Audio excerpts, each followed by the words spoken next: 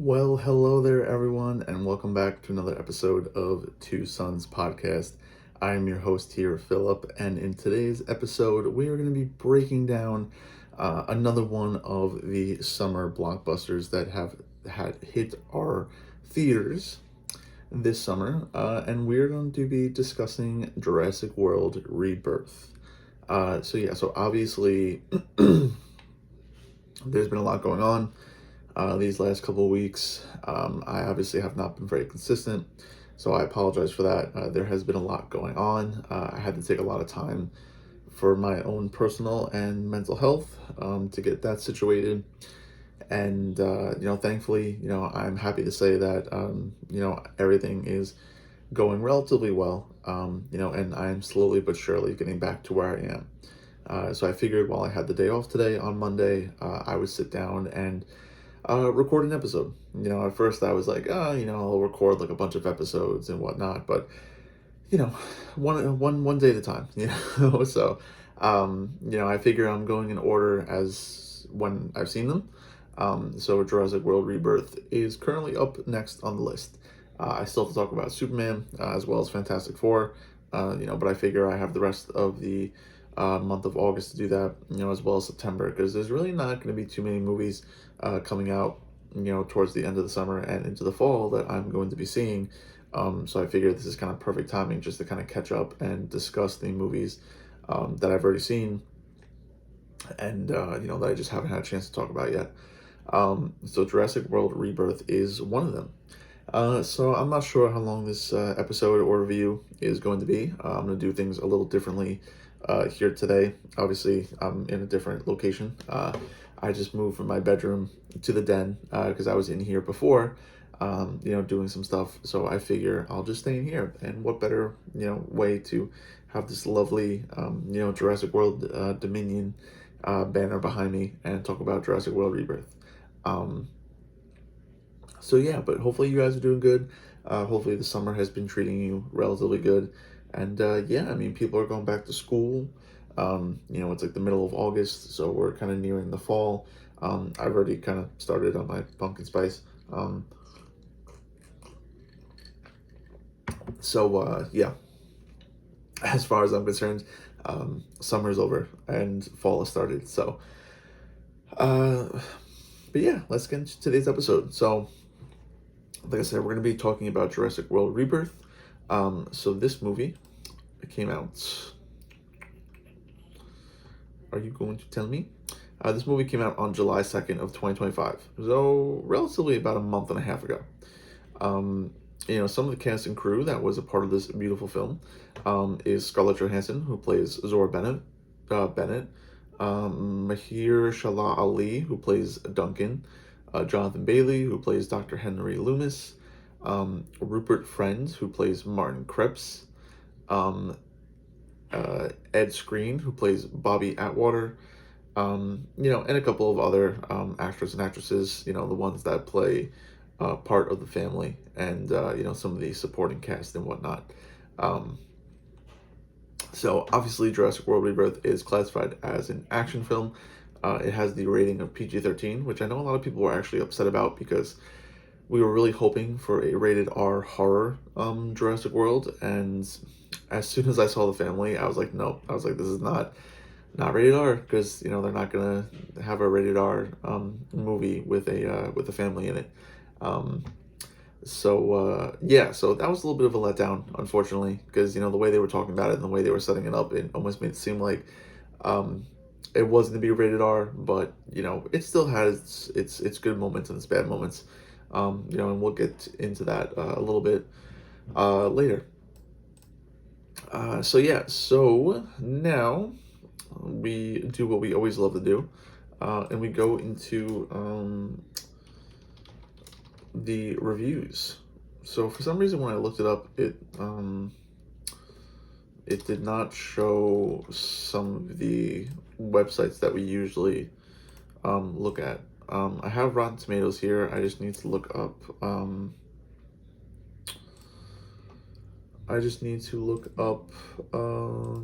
Let's see. What's the other one? IMDb. Gotta look up that. And what's the other one? Metacritic. Metacritic. Tell you, this podcast is always about doing stuff on the fly. All right, cool. Okay. All right, so we'll start with Metacritic. We'll see what's going on with them, what they decided to give Jurassic World Rebirth. If I can get all these pop-ups and stuff out of the way. Let's see. Okay, so it looks like they gave Jurassic World a 50 out of 100, which is actually a relatively average score, to be honest. User score is right about the same. When it comes to their score, and they gave it a 5.4. So we have critics gave it a 50, users gave it a 5.4. So both scores relatively average, which I think is a little low in my opinion. But obviously there are a couple of cons that we are going to talk about. So I could understand why people have rated it so low. But scrolling down, the Seattle Times gave it like a 75, Telegraph gave it at a 100, USA Today gave it a 63, IGN gave it a 50, BBC gave it a 40, Wall Street Journal gave it a 20.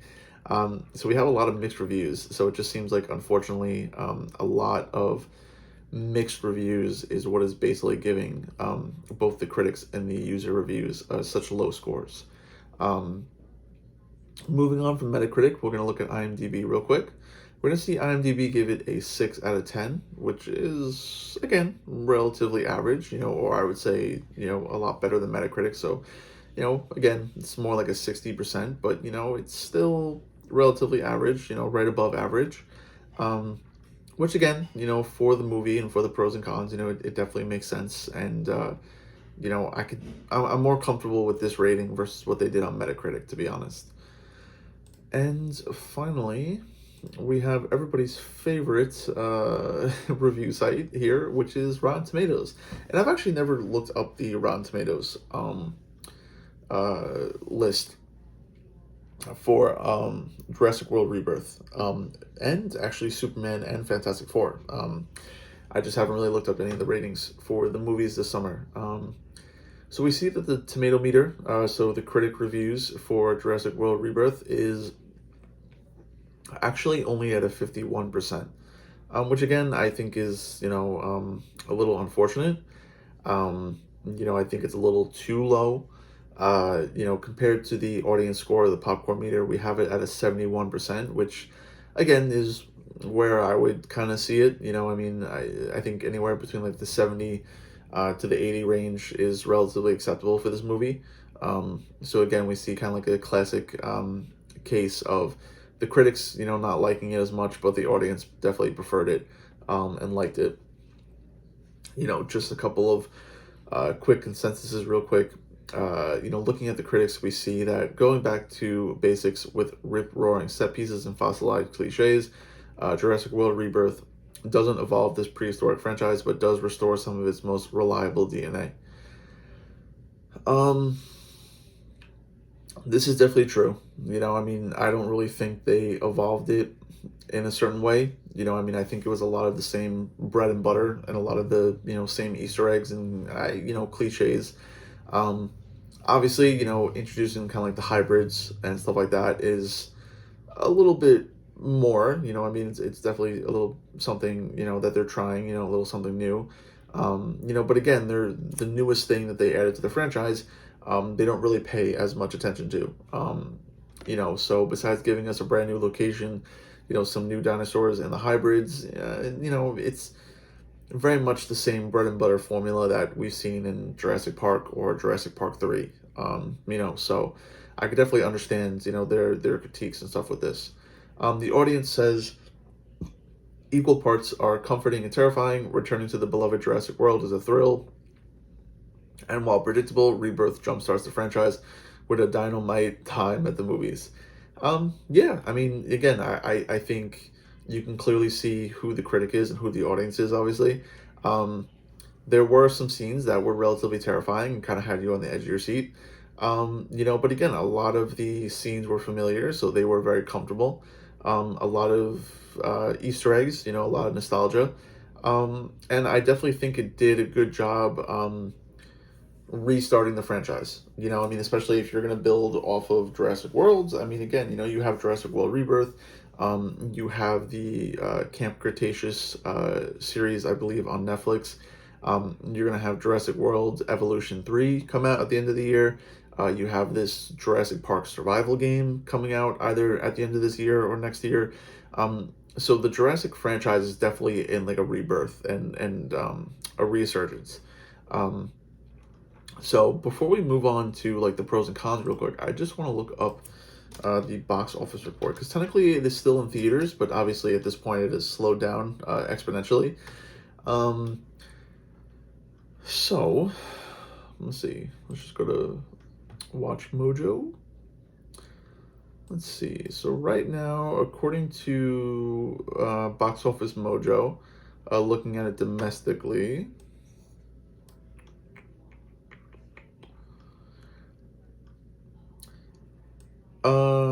so I don't know if this is accurate or not. I'm going to assume it is.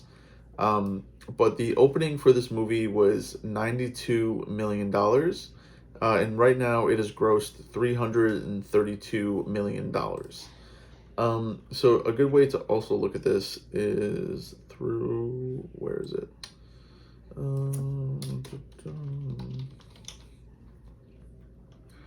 Because believe it or not, I actually like the way they do this. So the budget for this film was about anywhere from 180 to $225 million. Okay. Currently, box office reports have it at $828.6 million. So we see that this film has obviously made back its budget and about 4 times more. So this movie is almost towards $1 billion. Now, I don't think it was ever going to break $1 billion, to be honest. But again, you also have to understand like COVID and just everything that did for the movie industry and the community. Obviously, even though people are still coming to the theater like on opening weekends, and I don't want to say relatively selling out theaters, but I went to go see Superman and Fantastic Four, and they were relatively packed out theaters. So they still get busy. When a movie comes out, but as far as I'm concerned, I'm pretty sure the theater was relatively packed out for Jurassic World. But again, ever since COVID and then streaming services, you're not going to get the same box office numbers at the movies anymore. Unfortunately, you're not. There are still movies for sure that will break that, and will make that box office report. Like Avatar: The Way of Water, came out relatively recently, like only like a few years ago, and that reached like over $1 billion. But movies like Superman and Fantastic Four, I don't think have even reached those numbers yet. But again, over $800 million is relatively good, because we did see a little bit of a decline, or like a little bit more of like a negative trend when it came to the Jurassic World movies. They all made $1 billion, but if you look at the box office reports, they all got a little bit lower and lower. So this one definitely continues the trend, but again, you're only like 200,000 from a billion, so they have done relatively well for themselves. And again, not only did they make their budget back, but they also like tripled it or quadrupled it. So definitely great box office reports. Obviously, there's a huge fandom around Jurassic Park, so there's a lot of loyalty there, which brought a lot of people to the theaters. And again, you could tell that this movie was contested a lot for sure between the critics and the audience, because again, like the audience seemed to love it, or they thought it was relatively good. And again, the box office report shows that. But then, you have the critics that are just absolutely annihilating this movie. So you could definitely see the disconnect between the two. Overall, if I had to give it a score, I'm leaning towards like a 7.5 out of 10 suns, in my opinion. A lot of the pros for me, I mean, I loved all the new dinosaurs that they showed. Seeing like the Titanosaurus, the Quetzalcoatlus. I thought those were really cool additions to the franchise for sure. Um, Seeing some other beloved, creatures such as the Tyrannosaurus Rex, the Spinosaurus, the Mosasaurus, seeing their new patterns and their designs, I thought were really, really well done. Um, so I mean, like the new creatures, new dinosaurs, I thought were absolutely fantastic. The creature designs, for the Spinosaurus, the Mosasaurus, the Tyrannosaurus Rex, all the other dinosaurs, I thought they were really well done. They definitely looked a little bit more scientifically accurate, um, which is nice, because I mean, we've seen, comparing Jurassic Park to like maybe some of the more like, what's it called on, like Walking with Dinosaurs or Prehistoric Planet on Apple TV. They're a little bit more scientifically accurate, and their designs are definitely different from Jurassic Park. But again, the new dinosaurs were absolutely fantastic. Their designs I thought were really cool.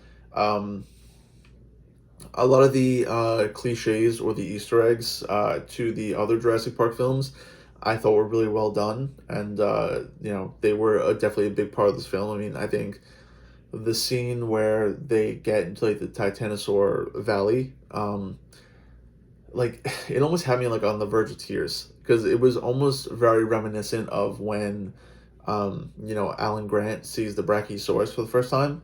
Um, and I was getting those same feels, so like comparing that to like, and I think that movie came out in like 1993. So like comparing the original Jurassic Park to this movie, now out in 2025, um, it felt very nostalgic. And like I was on the verge of tears and I was like, this is what made me kind of fall in love with dinosaurs, and this is what made me fall in love with this franchise. So that was really nice.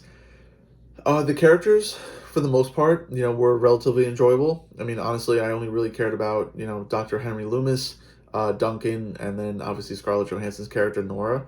The family, I could care less about, to be honest. Um, the side characters, same. And then even the big bad corporate guy, I could really care less about. But the three main people that you were supposed to care about, I think, despite what people have said, I think they had relatively good chemistry together. I think they worked well together and they were very interesting. I mean, I cared about them, the whole entire film. Excuse me. And that was the most important part. Um, Another positive that I think they do really well is the hybrids. The Distortus Rex, I think the design is phenomenal. It looks really menacing and it looks really scary. I think all the scenes that they used it in were relatively terrifying, and it definitely brought a little bit of that horror element to Jurassic World for sure. Um, I wasn't as crazy about the Mutodon, to be honest. I think design wise, it was relatively cool, and it definitely was an interesting look for sure. Um, but I definitely cared and focused a lot more on the Distortus Rex versus the Mutodon. But I think both hybrid species were relatively cool, and I'm curious to see if they choose to. Ooh, sorry, if they choose to do any other, hybrid species in the future.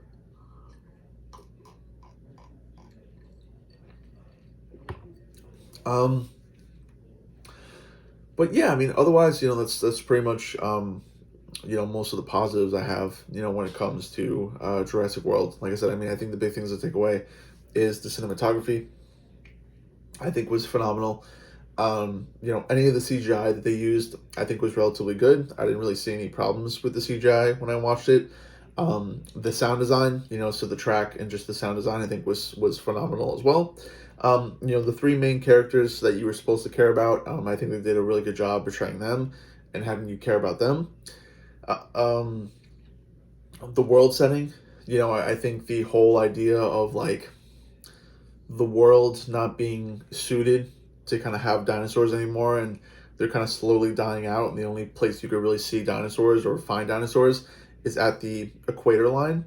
I think is relatively good storytelling because it makes a lot of sense. So especially that scene when they're in New York City and you see one of the final like brachiosauruses that are living in New York. Um, it's really touching. It's really sad.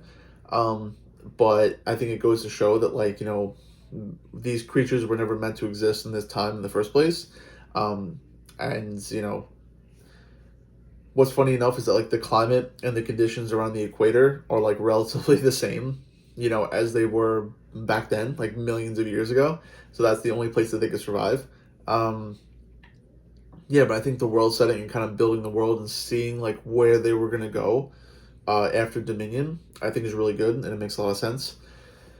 Uh, the overall plot of the film, I think, was relatively straightforward and it made a lot of sense. I mean, it would totally make sense for these big corporations or these big pharmaceutical companies to want to extract, DNA from dinosaurs to like build, medicine and, cures and stuff like that. And then obviously charge people, hundreds of dollars for them and stuff like that, corporate greed, all that. It definitely makes a lot of sense because, I mean, we saw that a little bit in Fallen Kingdom. Um, about these like black market people like buying the dinosaurs and using them for like entertainment and experiments and stuff like that. So I think the plot was relatively straightforward and easy to understand. Um, so there definitely are a lot of positives to take away from this movie for sure. Some of the negatives, I think the first act, in the opening is very slow, and I think it's kind of boring. I don't think the movie really picks up until the Mosasaurus and the Spinosauruses attack, the family and our crew on the boat. And I feel like that's like almost like an hour into the movie, So, um, I think the first act and the opening sequence for sure are relatively slow and they are kind of boring. So I could definitely see how it would like take people out of it. Um, I think some of the creatures that we got in the film, like the Tyrannosaurus Rex, the Spinosauruses, the Mosasaurus, they created like all new designs, like, for these dinosaurs. And we don't see them a lot, and that was a shame, I mean, especially the Spinosauruses. I mean, not only did they give us the Spinosaurus pack, but they gave us like three or four of them. And then you only show them like in that one sequence, and then you never show them ever again. Um, so I definitely would have loved to have gotten more dinosaurs. Some fan favorites for sure, like, throw in some, Stegosauruses, some Triceratops, Ankylosauruses. I mean, we had a Dilophosaurus, at one point, and that was okay. Um, the biggest one that was missing from this film for sure, we only see them for like 30 seconds, are Velociraptors. You needed to have Velociraptors in this film, and unfortunately you didn't because they replaced it with the Mutodon, and I think that was one of their biggest mistakes, to be honest, because you cannot have a Jurassic movie and not have Velociraptors. I mean, it's just, it just makes a lot of sense, especially when that whole scene at the very end in the final act in the gas station and the grocery store was supposed to be with Velociraptors and not the Mutodon. I think if you replace that with Velociraptors, I think it's like 10 times better. Um, so again, I think the lack of dinosaurs and the lack of screen time for them for sure is a huge negative to take away. I might be a little biased. This is just my personal opinion, but I did not like the family at all. I mean, I think if you cut the family out of this film, I think it automatically goes up like a point and a half. I think it was phenomenal. Um, but yeah, I mean, as soon as they came on screen, I just really had no interest in them. I just did not care. I mean, all the scenes that they were in, just did not care. I mean, I mean, the only scene that I really enjoyed with the family in it was obviously the river raft sequence with the Tyrannosaurus Rex. That was really well done, and I like that. But other than that, I mean, that was pretty much it. I didn't really like the family at all. I know some people enjoyed them, some people didn't mind them. I absolutely hated them. So that definitely is a huge negative for me. Um, and I mean, really, my only other negative with the film, in all honesty, was just that the hybrids, like, the Mutodon and the Distosaurus Rex, we don't see a lot, or, we don't see them fully until the final act. And I feel like it was a lot of wasted potential, especially when you're marketing the movie off of these hybrids and then you don't show them until the final act. Um, so I think the negatives to take away for sure is that I think the first act in the opening sequence is relatively slow and boring. The family is definitely hit or miss. Some people might like them, some people might not like them. Um, the dinosaurs, that we saw, I think they deserved a little bit more screen time. Again, like the Spinosauruses, the Mosasaurus, the T-Rex, etc. I think we should have got a little bit more dinosaurs, so they definitely focused on newer dinosaurs, which, is good. It's a nice change of pace, give us more dinosaurs, but it would have been nice to see more fan favorites. Like in that whole valley of Titanosaurs, throw some Stegosauruses, throw some, Triceratops, like throw, more herds like in the mixture, in that sequence. Even if they're in the background, you kind of, you have to like zoom in. You're like, oh look, I think that would have been good. And then finally, the hybrids. I don't think the hybrids were utilized as much as they should have been, and they had a lot of wasted potential because again we didn't see them until the final act. So it would have been a lot nicer to kind of see them throughout the film. But I mean, I might be a little biased because I love the Jurassic Park and the Jurassic World franchise. So obviously I had a lot more positives going into this movie, versus the negatives. But regardless of that, I mean, I still give it like a 7.5 out of 10 suns. Like I said, unfortunately, the family and those negative points, they take the movie down for me a lot. I could be generous and round it up to like an 8 and give it at least like an 8 out of 10. But I mean, I think I'm firmly sitting at like a 7.5 out of 8, 7.5 to 8 out of 10 suns. I mean, I think looking at the movies that I saw this summer, I mean, if I'm putting them in the, same comparison with Superman and Fantastic Four, this is definitely third place for me, unfortunately, just because Fantastic Four and Superman, I had just an absolute blast. And I mean, we'll get into those movies when I do the reviews on those, but I mean, those were absolutely fantastic. I mean, so I'll definitely have a lot more to say about those. But yeah, I mean, otherwise, I still think it's a great movie. If you have not seen it yet, definitely go watch it. I mean, I know it's already out on like Amazon if you want to buy it or rent it. If you're gonna watch it at this point, definitely wait until like a Tuesday, when it's discounted. Don't go pay full price, because it's been out for like a month and a half. So, just wait until like a discounted day. But definitely go watch it in theaters. It's definitely worth a watch. And I think, you guys will enjoy it. So, other than that, that is going to do it today for today's episode. So thank you so much for coming out to another wonderful episode of Two Sons Podcast, where we talked about Jurassic World Rebirth. So if you guys are wondering where you can find this wonderful podcast and see my face once again, we are on Instagram and YouTube as well as TikTok at Two Sons Podcast, as with an O, not a U, because we are two brothers. So this episode will come out Monday, not this Monday, the day of recording, the following Monday. So just follow us on those socials, keep your notifications on, and, obviously I will post when the episode is out so you guys could watch it, and, yeah. So until then, I hope you guys have a great day, great afternoon, great evening. Please be safe. Do not do anything stupid. Please stay hydrated, stay cool, because it is hot outside.